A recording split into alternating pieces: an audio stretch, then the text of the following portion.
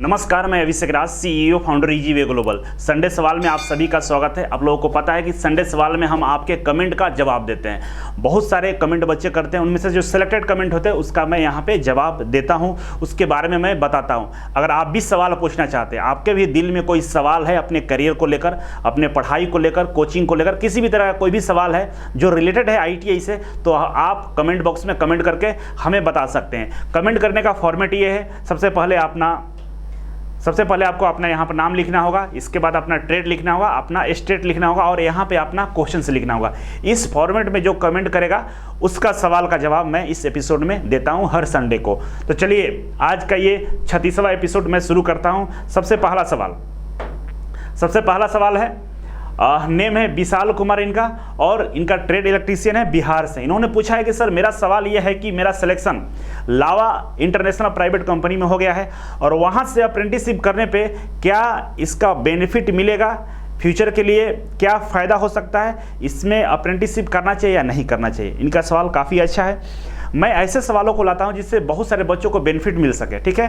तो किसी के इस सवाल का अगर हम जवाब दे रहे हैं तो किसी के मन में इस तरह का सवाल होंगे तो खुद आपको जवाब मिल जाएगा। जैसे प्राइवेट से अप्रेंटिसशिप करना, लावा प्राइवेट लिमिटेड है, मतलब प्राइवेट कंपनी है, यहाँ से अप्रेंटिसशिप इन्होंने विशाल कुमार ने करने के लिए विचार कर रहे हैं। तो सबसे पहले विशाल जी आपको मैं बता देता हूँ कि अगर आप लावा से अप्रेंटिसशिप कर रहे हैं, इलेक्ट्रीशियन ट्रेड है, काफ़ी अच्छी है, प्राइवेट सेक्टर के लिए काफ़ी अच्छा, आप कर लीजिए, अच्छी चीज़ है, क्योंकि लावा एक रेप्यूटेड कंपनी भी है और यहाँ के अप्रेंटिसशिप प्राइवेट सेक्टर में आपको काफ़ी मदद मिलेगा जॉब ढूंढने में, तो आप यहाँ से कर सकते हैं। लेकिन आपके दिमाग में गवर्नमेंट जॉब चल रहा होगा कि गवर्नमेंट में कोई इसका बेनिफिट मिलेगा, तो बिल्कुल नहीं मिल सकता है। आप गवर्नमेंट सेक्टर में इसके लिए ज़्यादा उम्मीद मत रखिएगा। कहीं कहीं इसका बेनिफिट मिल सकता है अगर उस तरह का कोई कंपनी में वैकेंसी आती है तो, लेकिन फिर भी गवर्नमेंट में इसका बिल्कुल 1% आपका बेनिफिट मिलने के चांस है। तो इसीलिए अगर प्राइवेट सेक्टर में बहुत आगे जाना चाहते हैं तो आप ये अप्रेंटिसशिप कंटिन्यू कर सकते हैं, ठीक है। नेक्स्ट सवाल है मेरे पास, नेम है पिंटू और इनका ये पिंटू जी हैं, पिंटू कुमार, ट्रेड फिटर है, बिहार से हैं और बोले कि लोको पायलट बनना चाहते हैं, क्या करें। पिंटू जी का सवाल है कि मैं लोको पायलट बनना चाहता हूँ, फिटर ट्रेड से मुझे क्या करना चाहिए, कैसे करें। तो देखिए, लोको पायलट बनना चाहते हैं तो इस पे मैंने वीडियो बनाया है, सिलेबस के बारे में, लोको पायलट कैसे बनाया जाता है उसके बारे में बताया है, तैयारी कैसे करना था, इस पर सारा वीडियो मैंने बना चुका है। रेलवे /अभिषेक राज सर्च कीजिएगा, आपको सारा वीडियो मिल जाएगा। फिर भी यहाँ पर मैं शॉर्ट में आपको बताता हूँ कि रेलवे में बहाली हर 5 साल पे आती है लगभग, और बहाली की संख्या लोको पायलट का 60,000 के आसपास रहता है, टेक्नीशियन और लोको पायलट दोनों मिलाकर। तो इसमें 2 एग्जाम होते हैं, CBT1, एक होता है CBT1, ठीक है। और CBT1 में जो सिलेबस होता है, पहला होता है मैथ, रीजनिंग, जनरल नॉलेज, ठीक है, जीके, और इसके बाद GS, जनरल साइंस।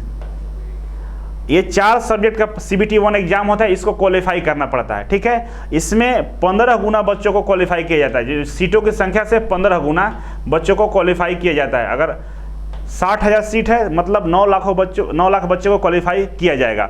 इसमें कट ऑफ काफ़ी कम जाता है, 50 से नीचे, 30 और 50 के बीच में कट ऑफ रहता है। अगर CBT1 क्वालिफाई करते हैं तो इसके बाद आपका CBT2 एग्जाम होता है, ठीक है। CBT2 एग्जाम होता है, इसमें 2 पार्ट में होता है, एक होता है पार्ट ए और एक होता है पार्ट बी, ठीक है। डिटेल्स में मैंने वीडियो बनाया है लेकिन शॉर्ट में आपको समझा देना है।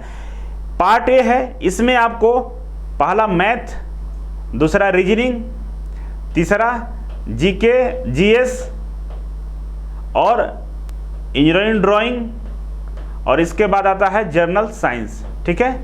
इतने सारे सब्जेक्ट से सवाल यहाँ पूछे जाते हैं। और पार्ट बी में आपके जो ITI के जो ट्रेड है, जो आपको ITI का ट्रेड है उससे 75 क्वेश्चन पूछे जाते हैं और इसमें केवल पास करना होता है। मेरिट लिस्ट आपको CBT2 के पार्ट 8 से बनाई जाती है। तो अगर आपको तैयारी करना है, लोको पायलट बनना है, तो मैथ, रीजनिंग और अपने ड्राइंग, इंजीनियरिंग ड्राइंग और इसी के साथ साथ आपका GK GS की तैयारी होनी चाहिए, तब जाकर आप लोको पायलट बन सकते हैं। डिटेल्स में इस पर वीडियो मैंने बनाया है क्योंकि सवाल बहुत ज़्यादा है, तो ज़्यादा यहाँ टाइम नहीं लेंगे। अगर तैयारी करनी है तो ईजीवे कोचिंग भी आपके लिए बेस्ट रहेगा, आप तैयारी कर सकते हैं जुड़कर। नेक्स्ट सवाल आते हैं, नाम है मनदीप कुमार और ये इलेक्ट्रॉनिक्स मैकेनिक्स है, स्टेट बिहार है, बिहार वाला ज़्यादा यहाँ पर कमेंट कर चुके हैं। और ये बोल रहे हैं कि हम एक साथ 2 डिग्री ले रहे हैं, मतलब पूछ रहे हैं कि एक साथ 2 डिग्री कर सकते हैं या नहीं कर सकते हैं। ITI का सेशन इनका 21-23 है और 12th का सेशन 21-23 है, दोनों का 12th और ITI एक साथ कर रहे हैं। आगे चलकर फ्यूचर में कोई दिक्कत हो सकता है या नहीं हो सकता है, इसके बारे में ये पूछना चाहते हैं। देखिए, कभी भी लाइफ में एक साथ 2 डिग्री मत लिया कीजिए।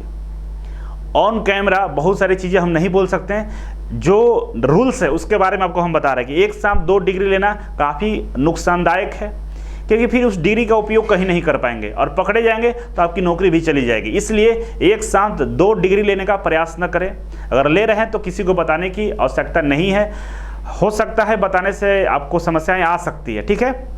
तो एक साथ 2 डिग्री कभी नहीं लेना चाहिए। अब ये बोल रहे हैं कि 2, इसमें फ्यूचर में क्या हो सकता है। देखिए, इसरो का अगर आप फॉर्म भरेंगे, आप DRDO का फॉर्म भरेंगे, बार का फॉर्म भरेंगे, तो वहाँ पे 12th प्लस ITI मांगता है।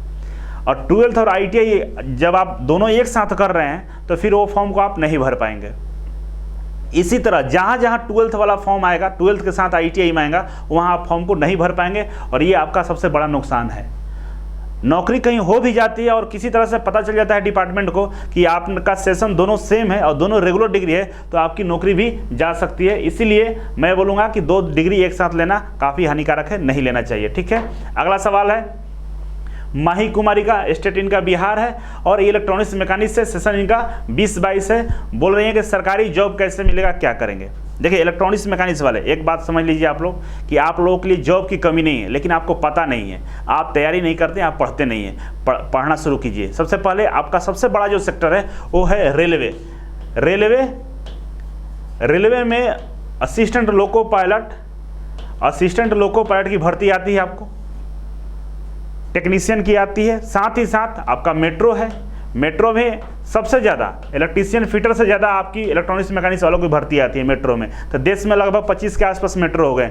रेलवे में भी आप समझ सकते हैं कितनी भर्ती आती है। रेलवे में हर 5 साल पर 60,000 के आसपास भर्ती आता है लोको ऑपरेटर और टेक्नीशियन का।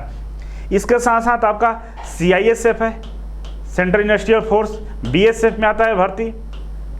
आपका दिल्ली पुलिस में आता है, दिल्ली पुलिस में भर्ती आता है। तो इस तरह का तमाम सेक्टर है जहाँ पे भर्ती आती है। इसके अलावा इसरो, DRDO, बार में भर्ती आती है। लेकिन ये जो भर्ती होता है थोड़ा सा 6 महीना 8 महीना गैप पे आता है, तो आपको लगता है कि आपकी भर्ती नहीं आ रही है, बहुत भर्ती आता है। तो माही कुमारी जी, रिक्वेस्ट है कि आप पढ़ाई कीजिए। और कट ऑफ बहुत कम जाता है, क्योंकि इलेक्ट्रॉनिक्स वाले बच्चे बहुत कम है, पढ़ने वालों को भी संख्या कम है, और ऐसे भी हर साल ITI करने वाले इलेक्ट्रॉनिक्स से भी कम है। तो ऐसे में कट ऑफ काफ़ी कम होता है। तो अगर आप चाहेंगी नौकरी लेना तो आसानी से नौकरी मिल सकता है। अगर आपका कोई मदद चाहिए मेरे से तो आप इजी वे कोचिंग में इलेक्ट्रॉनिक्स का क्लासेस चला जाता है, आप यहाँ ज्वाइन करके क्लास शुरुआत कर सकती हैं, ठीक है। अब नेक्स्ट सवाल है, सोनू सिंह इलेक्ट्रीशियन है, वेस्ट बंगाल से हैं। सोनू सिंह इलेक्ट्रीशियन ट्रेड है इनका और वेस्ट बंगाल से। ये पूछे हैं कि सर HAL से अप्रेंटिसशिप करना सही रहेगा या नहीं, क्योंकि HAL नासिक, मुंबई में जो नासिक जगह है, वहाँ से अप्रेंटिसशिप बहुत सारे बच्चों को निकल गया है, बुलाया जा रहा है अप्रेंटिसशिप के लिए, और बहुत सारे सवाल पूछा गया है नासिक अप्रेंटिसशिप, HAL अप्रेंटिसशिप। तो HAL में अप्रेंटिसशिप करना क्या सही है या गलत है, इसके बारे में समझ लीजिए। देखिए, अगर आपका फोकस गवर्नमेंट जॉब पे है तो HAL से अप्रेंटिसशिप करने से कोई फ़ायदा नहीं है, क्योंकि HAL से अप्रेंटिसशिप करेंगे तो वहीं पे इसका बेनिफिट मिलेगा। अगर HAL में भर्ती आएगी तो वहाँ से अप्रेंटिसशिप करने वालों को बेनिफिट मिल सकता है। तो इसका मतलब है कि जो जितनी भी कंपनियाँ हैं सभी जगह से अप्रेंटिसशिप करेंगे, तब जाकर आपको भी इसका बेनिफिट मिलेगा। और अगर आप HAL से अप्रेंटिसशिप कर लेते हैं, 2-4 सालों में वहाँ पर भर्ती नहीं आती है, तो फिर उस अप्रेंटिसशिप का क्या करेंगे आप। तो अगर आपका फोकस गवर्नमेंट जॉब पे है तो मैं ये सलाह दूंगा कि आप अपने जॉब पर फोकस कीजिए, तैयारी में लग रहिए, भर्ती बहुत सारी आने वाली है, तो अप्रेंटिसशिप यहाँ से ना कीजिए। लेकिन आपकी तैयारी है, गवर्नमेंट जॉब की आप तैयारी कर चुके हैं, केवल रिवीजन करना है, थ्योरी पर कमांड है, मैथ रीजनिंग सब अच्छा हो गया है, कोई दिक्कत नहीं है, बस जाकर प्रैक्टिस करना, तो आप अप्रेंटिसशिप ज्वाइन कर सकते हैं HAL में जाकर। कहीं से भी अप्रेंटिसशिप कर रहे हैं, एक बात का ध्यान रखिएगा, अप्रेंटिसशिप करने से सरकारी नौकरी नहीं मिलता है, वो केवल और केवल एक सर्टिफिकेट कोर्स है, 1 साल के लिए, आपको इसके बाद बाहर निकाल दिया जाएगा। तो वो 1 साल समय क्या आप खराब करना चाहते हैं या बढ़िया करना चाहते हैं, वो आप पे डिपेंड करता है। अगर आपको प्राइवेट सेक्टर में अपॉर्चुनिटी खोज रहे हैं, प्राइवेट सेक्टर में जाना है, तो अप्रेंटिसशिप आपके लिए काफ़ी अच्छी है। अगर आपको गवर्नमेंट सेक्टर में जाना है और गवर्नमेंट सेक्टर का तैयारी कर रहे हैं, तो फिर अप्रेंटिसशिप के चक्कर में न पड़े। वैसे बच्चे जिनका तैयारी हो चुका है, जो आपने नोट्स को भरपूर अच्छे से बना लिया, मैथ रीजनिंग सब पे कमांड हो गया है, उनको केवल प्रैक्टिस करनी है, तो अप्रेंटिसशिप के लिए जा सकते हैं, कोई दिक्कत नहीं है। तो आप डिसीजन लीजिए कि आपको क्या करना है। ठीक है, नेक्स्ट सवाल है मेरा, सावन कुमार गुप्ता इलेक्ट्रीशियन से और यूपी से हैं। इन्होंने पूछा है कि मेरा अप्रेंटिसशिप अभी नहीं हुआ है, क्या मैं आने वाले एग्जाम में लोको पायलट फॉर्म अप्लाई कर सकता हूँ, नहीं कर सकता हूँ? तो बिल्कुल सावन कुमार जी, बिल्कुल 100% फॉर्म को अप्लाई कर सकते हैं। इंडियन रेलवे में असिस्टेंट लोको पायलट और टेक्नीशियन बनने के लिए अप्रेंटिसशिप की कोई ज़रूरत नहीं होती है। जो भी लड़के इंडियन रेलवे से अप्रेंटिसशिप करते हैं उनको ग्रुप डी में 20% छूट मिलता है। अगर आप ITI किए हैं तो फिर ग्रुप डी में जाने का प्रयास ना करें, ग्रुप डी के लिए ना मरें, क्योंकि ग्रुप डी में जॉब निकालना UPSC निकालने के बराबर है। अगर आप ग्रुप डी का एग्ज़ाम निकालने के हिम्मत रखते हैं तो लोको पायलट और टेक्नीशियन का एग्ज़ाम आसानी से आप निकाल सकते हैं, बिल्कुल 50% कम मेहनत करके निकाल सकते हैं। और ग्रुप डी से ये ऊपर वाला लेवल वाला जॉब है, ग्रुप सी का जॉब है, टेक्नीशियन लेवल का है, और इसमें सैलरी और फैसिलिटी सब अच्छा है। तो ट्रैक पे घूमने के लिए, ट्रैक पे काम करने के लिए, मजदूर वाला काम करने के लिए ग्रुप डी आप निकाल रहे हैं, और उसके लिए UPSC के जितना मेहनत कर रहे हैं, और यहाँ पे आपको 50% कम मेहनत करके जॉब मिल जा रहा है, तो फिर क्यों ग्रुप डी के चक्कर में पड़ेंगे? तो अगर आप ITI कर लिए हैं, 10वीं पास है, 50% से ज़्यादा नंबर है, तो आप रेलवे लोको पायलट और टेक्नीशियन में फॉर्म अप्लाई कर सकते हैं। इसके लिए अप्रेंटिसशिप का कोई ज़रूरत नहीं है। ठीक है, आगे बढ़ते हैं। नाम है सूरज और ट्रेड है इनका इलेक्ट्रीशियन, यूपी से है, जनरल कैटेगरी है, और इन्होंने पूछा है कि 2017 में 12th किया है, 18-20 में ITI किया है इन्होंने, और 18-21 में इन्होंने ग्रेजुएशन किया है, BA किया है। ठीक है, तो UPPCL में एज 22 का हो गया, इनका एज 22 हो गया और ये UPPCL में जाना चाहते हैं। तो बहुत सारा प्रॉब्लम लिखे हैं कि मुझे समझ में नहीं आया, मुझे कोई गाइड नहीं किया सही से, इसीलिए मैं इधर फंसा रहा। अब मुझे बताइए क्या करें, मार्गदर्शन कीजिए। तो आपका नाम है सूरज जी, निराश होने का जरूरत नहीं है, अभी आपका एज 22 ही हुआ है, और जनरल कैटेगरी से तो क्या हुआ, आपने बहुत अच्छा काम किया है। पहला किया है कि आपने ITI के साथ साथ 12th भी कर लिया है, साइंस से अगर किए होंगे तो बहुत ही अच्छा है। ठीक है, और 22 साल एज है, तो टेंशन नहीं लेना, पढ़ना शुरू कर दीजिए। ठीक है, नौकरी आपको जल्द मिल जाएगा, BA वगैरह चक्कर में मत पड़िए, BA करने से, PhD करने से नौकरी नहीं मिलता है। आपका जो क्वालिफिकेशन है ITI 12th हो गया है, काफ़ी है, और आप ISRO, DRDO, बार्क, UPPCL कुछ भी एग्जाम को क्वालिफाई कर सकते हैं। अगर आप UPPCL का तैयारी करना चाहते हैं तो आपको ट्रेड थ्योरी, ITI का जो ट्रेड थ्योरी होता है ना इलेक्ट्रीशियन का, उस पर फोकस कीजिए, उसका तैयारी अच्छे से कीजिए। आप रीजनिंग का तैयारी अच्छे से कर लीजिए, रीजनिंग भी पूछता है, और आप कंप्यूटर का तैयारी अच्छे से कर लीजिए, क्योंकि कंप्यूटर UPPCL में 50 क्वेश्चन आते हैं और 50 में से 20 क्वेश्चन करना अनिवार्य होता है। ठीक है, 20 क्वेश्चन सही करना होगा। तो अगर आप UPPCL पर फोकस से UPPCL में जाना चाहते हैं तो आपको ये ट्रेड थ्योरी, रीजनिंग और कंप्यूटर पे फोकस करना होगा। इसका तैयारी शुरू कर दीजिए, और इसके तैयारी के लिए अगर आप हमसे मदद लेना चाहते हैं तो आप इजी वे कोचिंग को ज्वाइन कर सकते हैं हमारे हेल्पलाइन नंबर पे कॉल करके। ठीक है, निराश नहीं होना है, बिल्कुल स्ट्रेट फॉरवर्ड दिमाग रखिए कि आपको अब कुछ नहीं करना है। एज अभी कोई दिक्कत नहीं है, 28 साल तक फॉर्म भर सकते हैं, तो आपके पास बहुत समय है, और भर्ती UPPCL में आएगी, इस कन्फर्म है, ये नहीं कि नहीं आएगी, दिसंबर तक हो या मार्च तक भर्ती आएगी ही आएगी। तो ऐसे में आप इसे अच्छा से तैयारी कर सकते हैं। तो तैयारी में लग जाइए, समय को बर्बाद मत कीजिए, समय को खराब मत कीजिए, अभी से जब जगह तब सवेरा, और तैयारी में आपको लग जाना है। ठीक है, नेक्स्ट सवाल है हमारा MD सीबाग तुल्ला। ठीक है, फिटर है, बिहार से, गया से। इन्होंने पूछा है कि अप्रेंटिसशिप करने के बाद अवार्ड में वैल्यू मिलेगा सर कि नहीं।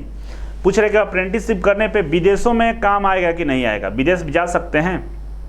तो मेरा जवाब ये है कि अगर आप अप्रेंटिसशिप करते हैं तो विदेशों में इसकी वैल्यू बिल्कुल मिलेगी, और 100% मिलता भी है। बहुत सारे बच्चे अप्रेंटिसशिप करके जाते हैं, लेकिन ध्यान आपको इस बात का रखना है कि कौन सा शहर में जा रहे हैं। दुबई जा रहे हैं, सऊदी अरबिया जा रहे हैं, कतर जा रहे हैं, तो वहाँ पे गैस पाइपलाइन और जो ऑयल पाइपलाइन है उसका ज़्यादा काम होता है। तो अगर आप IOCL, BSPCL मतलब ऑयल एंड गैस वाला कंपनी से अप्रेंटिसशिप किए हैं तो काफ़ी आपको वहाँ पर बेनिफिट मिलेगा, जल्दी नौकरी मिल जाएगा, जल्दी वहाँ पर प्रमोशन हो जाएगा। ठीक है, इसके अलावा प्लम्बर वाले जो अगर काम से अगर आपने अप्रेंटिसशिप किया उससे भी बेनिफिट मिल जाता है, क्योंकि आप फिटर हैं तो प्लम्बिंग से भी अप्रेंटिसशिप करके वहाँ जाते हैं, क्योंकि बल्ब वगैरह का काम बहुत ज़्यादा होता है। उस तरह कनाडा वगैरह जाना चाहते हैं तो कनाडा में इलेक्ट्रीशियन वाला को काफ़ी डिमांड है, डीजल मैकेनिक्स वाले का काफ़ी डिमांड है, तो उस तरह का अप्रेंटिसशिप करके जाइए। तो आप डिसाइड कर लीजिए कौन सी कंट्री आप जाना चाहते हैं, उसके अनुसार अप्रेंटिसशिप कर लीजिए। अगर आप खाड़ी देशों में जाना चाहते हैं तो वहाँ पे gas pipeline, oil pipeline, plumbing इत्यादि के काम का काफ़ी डिमांड है और आप उससे अप्रेंटिसशिप करेंगे तो बिल्कुल उसका 100% वहाँ पे